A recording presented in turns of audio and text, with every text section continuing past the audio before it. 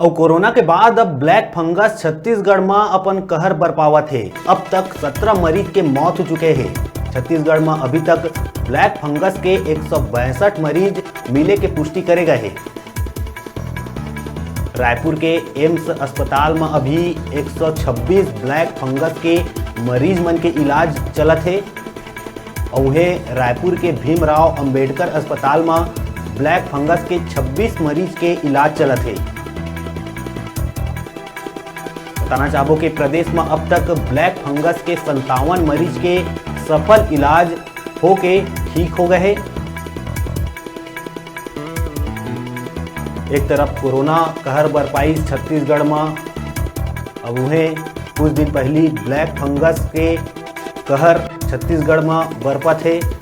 अब तक 17 मरीज के मौत हो चुके हैं। 162 मरीज नवा मिले के पुष्टि करे गए हैं।